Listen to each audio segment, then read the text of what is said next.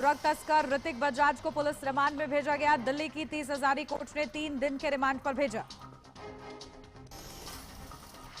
असम के काफी आंगोंग में फिर भड़की हिंसा। लगातार दूसरे दिन हिंसा में 2 लोगों की मौत, 38 पुलिसकर्मी समेत 45 लोग घायल। बांग्लादेश में हिंदुओं पर अत्याचार का सिलसिला जारी। चिटगांव में पंथियों ने हिंदुओं के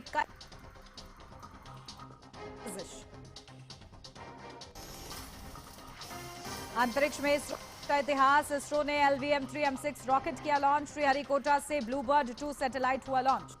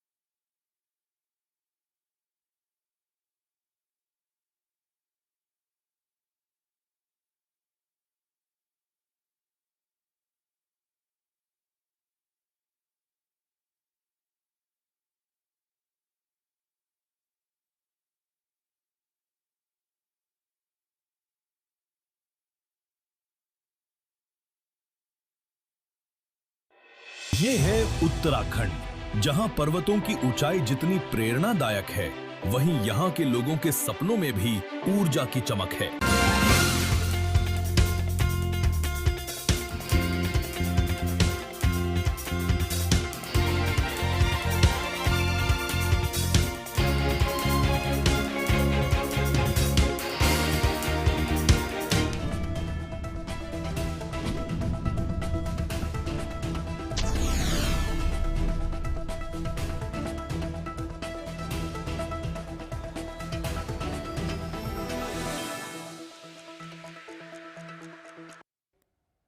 नमस्कार, आप देख रहे हैं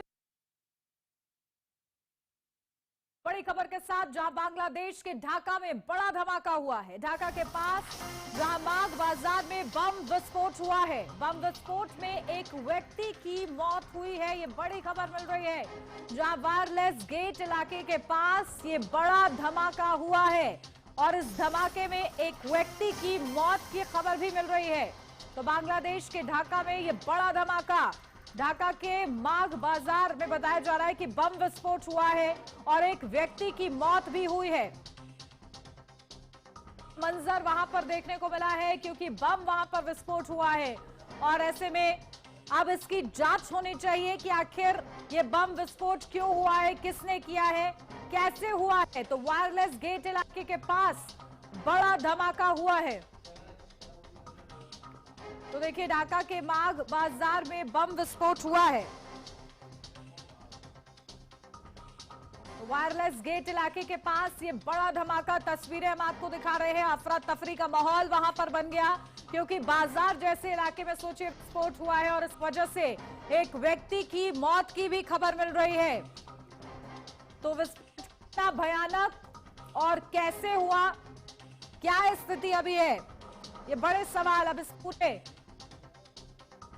विस्फोट मामले में बने हुए हैं। बांग्लादेश में हिंदुओं के खिलाफ हो रहे अत्याचार थमने का नाम नहीं ले रहा है और हर ओर से आती आगजनी और हिंसा की तस्वीरें हिंदू विरोधी साजिशों की गवाही दे रही हैं, जिसके पीछे आतंक के आका पाकिस्तान का भी हाथ होने की बू आ रही है और इसकी पुष्टि खुद आतंकिस्तान कर रहा है। भारत के खिलाफ बांग्लादेश का इस्तेमाल कर रहा है। पाकिस्तान के प्रधानमंत्री शहबाज शरीफ की पार्टी PMLN के नेता कामरान सईद उस्मानी ने भारत को गीदड़ बदकी दी है। उन्होंने कहा है कि अगर भारत ने बांग्लादेश की संप्रभुता को चुनौती दी तो पाकिस्तान की मिसाइलें तैयार है। पाकिस्तान पूरी ताकत के साथ भारत और बांग्लादेश के बीच की दूरियां बढ़ा रहा है। मोहम्मद यूनुस की सरकार के आने के बाद ढाका और इस्लामाबाद की दूरियां कम हो रही हैं और भारत के खिलाफ एक नया मोर्चा खोलने की कोशिश की जा रही है। क्या पाकिस्तान 1971 की हार भूल गया है? क्या बांग्लादेश भारत के एहसानों को भूल गया है? इस पर चर्चा करेंगे। और देखिए, लगातार चर्चा इसलिए भी जरूरी है कि आखिर बांग्लादेश की जो स्थिति है वो बेहद ही चिंताजनक बनी हुई है। अब बांग्लादेश में जो स्थिति जो कि कट्टरपंथियों के क्योंकि हाथ लगी हुई है, ऐसे में सवाल यह है कि क्या पाकिस्तान मदद कर रहा है, क्योंकि इसके सुराग और कहीं ना कहीं इसकी बू आती हुई नजर आ रही है। लेकिन ऐसे में ये सवाल बार बार पूछा जा रहा है कि आखिर क्या पाकिस्तान 1971 भूल गया है और क्या बांग्लादेश हिंदुस्तान का एहसान भूल गया है? ये तमाम बड़े सवाल है। और चलिए इस बीच आपको सुनवाते हैं कामरान सईद उस्मानी नेता का क्या कुछ कहना है, सुनिए। अब मुसलमान नौजवान जो है ना वो इस चीज को बड़े अच्छे तरीके से इनकी साजिशों को समझ चुके हैं। अब पाकिस्तान और बांग्लादेश का बचा बचा जो है वो उस्मान हादी है। उस्मान हादी को तो शहीद कर दिया लेकिन उसकी सोच को शहीद नहीं कर सके। आज मुकम्मल तौर पे भारतीय आजादी जो है उसको रिजेक्ट कर चुकी है बांग्लादेश की अवाम, मुकम्मल तौर पे रिजेक्ट कर चुकी है। और मैं अपने बांग्लादेशी बहन भाइयों को कहना चाहता हूं कि हम आपके साथ खड़े हैं। पाकिस्तानी अवाम, पाकिस्तान और पाकिस्तानी फौज आपके साथ खड़ी है। अगर कोई माशी दबाव बांग्लादेश पे डालने की कोशिश करेगा या बांग्लादेश की खुद मुख्तारी पे अटैक करने की कोशिश करेगा तो पाकिस्तान की बाशऊर अवाम आपके साथ खड़ी होगी। अब मैं ब्राह्मण साम्राज्य को बड़ा एक क्लियर मैसेज देना चाहता हूं कि अगर अब किसी ने मैली निगाह उठा के बांग्लादेश की तरफ देखा ना तो पाकिस्तानी अवाम, पाकिस्तानी फौज और हमारे मिसाइल आपसे दूर नहीं है।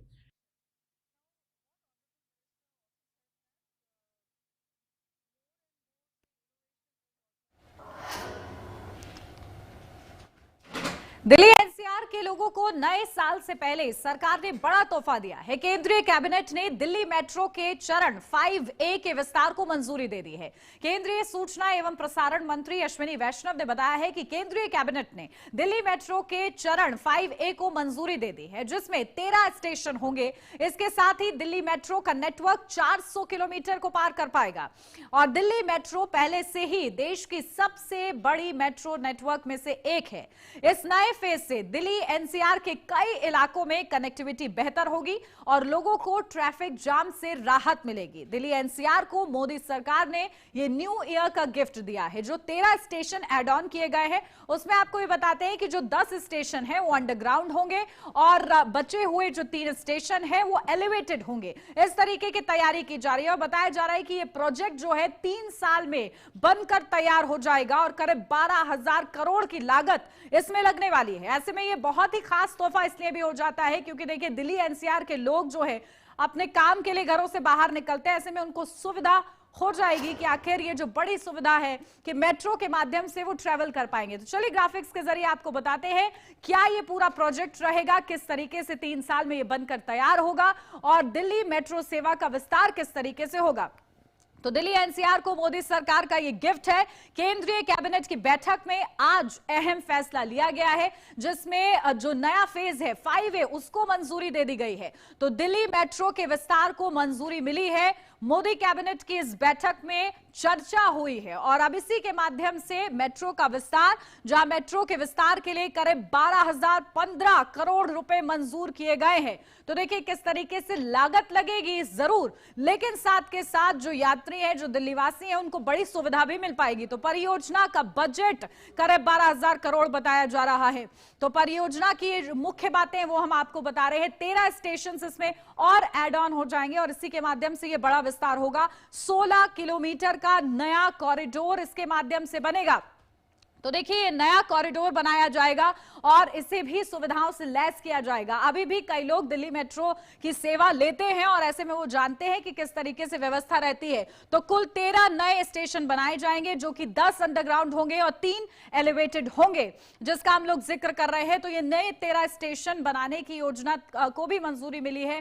तैयारी इसी के साथ देखिए शुरू हो जाती है मंजूरी के साथ, जहां प्रोजेक्ट को 3 साल के अंदर पूरा कर लेने का लक्ष्य निर्धारित किया गया है। यानी कि जो लिमिट है जो सेट की जा रही है कि 3 साल के अंदर इस पूरे प्रोजेक्ट को कंप्लीट करना होगा, यह लक्ष्य जो है निर्धारित किया गया है। तो कर्तव्य भवन और केंद्रीय कर्मचारियों को सीधा लाभ मिलेगा इसका।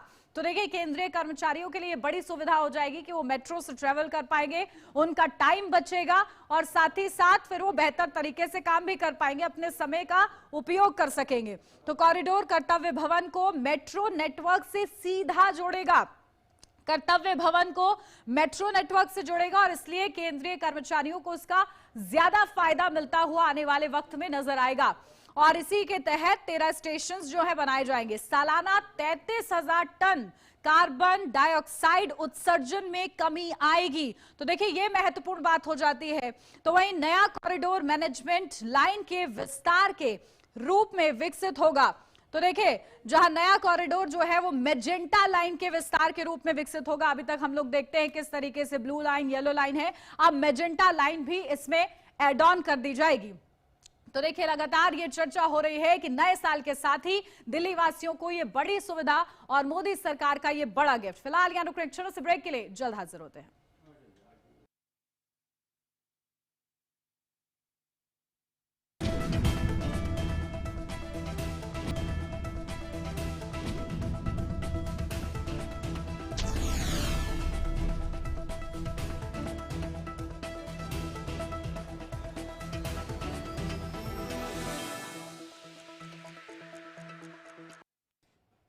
ब्रेक के बाद स्वागत है आपका। बढ़ते हैं आगे। इसरो का LV-M3-M6 मिशन को सफलतापूर्वक लॉन्च कर दिया गया है।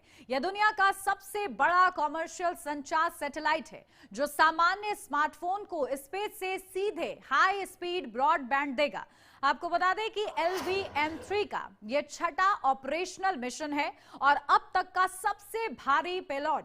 यह मिशन है न्यू स्पेस इंडिया लिमिटेड और AST स्पेस मोबाइल के बीच हुए समझौते के तहत किया गया है, जहां ब्लूबर्ड ब्लॉक 2 सैटेलाइट सफलतापूर्वक लॉन्च हुआ है और दुनिया का सबसे बड़ा कॉमर्शियल संचार सैटेलाइट है ये, जहां स्मार्टफोन को स्पेस से अब हाई स्पीड ब्रॉडबैंड मिल सकेगा। सोचिए जरा कि अभी तक हम लोग फ्लाइट में जो है फोन का इस्तेमाल नहीं कर पाते हैं, लेकिन इसके जरिए हम स्पेस से भी कॉल कर सकेंगे और बात कर सकेंगे। इतनी बड़ी टेक्नोलॉजी, और इसी को लेकर देखिए चाहे CM योगी आदित्यनाथ हो, गृह मंत्री अमित शाह हो, प्रधानमंत्री नरेंद्र मोदी हो, हर कोई इसरो को बधाई दे रहा है क्योंकि ये भारत के लिए बड़ी उपलब्धि है। क्योंकि भारत लगातार अपने कदम आगे बढ़ा रहा है, भारत अपने कंफर्ट जोन में नहीं रहता है। देखिए नए नए इनोवेशन, और इसरो खास तौर से किस तरीके से पूरे विश्व में नाम रोशन कर रहा है अपनी तकनीक, अपने विजन के जरिए। और देखिए इसी के चलते ये अब हाई स्पीड ब्रॉडबैंड लाने की भी बड़ी तैयारी है। और देखिए चलिए ग्राफिक्स के जरिए आपको समझाते हैं कि आखिर सफल परीक्षण हुआ है, क्या है ये, क्या काम करने वाला है, क्या इसकी खूबियां हैं। चलिए ग्राफिक्स के जरिए समझते हैं कि आखिर ये है क्या, किस तरीके से इसे लॉन्च किया गया है, इसकी क्या विशेषताएं हैं। तो अंतरिक्ष में इसरो ने इतिहास रचा है, जहां इसरो ने LV-M3-M6 रॉकेट लॉन्च किया है और इसका सफलतापूर्वक आज ये लॉन्च किया गया है, जिसको लेकर देश भर से बधाइयां आ रही हैं। श्री हरिकोटा से ब्लूबर्ड 2 सैटेलाइट लॉन्च की गई है और इस सैटेलाइट के माध्यम से अब आगे क्या कुछ होगा, क्या कुछ बेहतर होगा, वो भी आपको समझाएंगे। लेकिन फिलहाल अंतरिक्ष में इसरो के लिए ये बड़ी बात है, जहां भारत के स्पेस इतिहास में अब तक का सबसे भारी सैटेलाइट ये लॉन्च हुआ है और एकदम सटीक ये लॉन्च किया गया है। और इसके माध्यम से अब बड़ी जानकारियां भी जुटाई जा सकेंगी और टेक्नोलॉजी को रफ्तार दी जा सकेगी। तो 520 किलोमीटर की ऊंचाई पर स्थापित किया गया है ये सैटेलाइट। अब इस सैटेलाइट के माध्यम से क्या कुछ होगा ये भी आपको बताते हैं। तो ये किस तरीके से अब इतिहास रचती हुई नजर आ रही है भारत के लिए, क्योंकि बड़ी बात है LV-M3 अब तक 7 मिशनों में 7 सफलताएं हासिल कर चुका है। तो देखिए 7 मिशन में 7 सफलताएं मिल चुकी हैं इस सैटेलाइट के जरिए, LVM-3 के जरिए। और इसी रॉकेट ने 2023 में देखिए चंद्रयान 3 को चांद में उतारा था।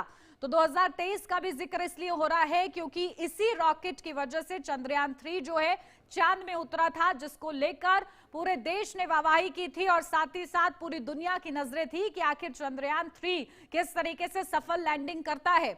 तो चंद्रयान 3 को चांद के दक्षिणी ध्रुव पर पहुंचाकर इतिहास रचा गया था, जहां पर पहुंचना बहुत मुश्किल था और कई देशों ने कोशिश की थी, लेकिन भारत इसमें सफल हुआ था। और ऐसे में चंद्रयान 3 की जो सफलता है उसकी जितना जिक्र किया जाए उतना कम है।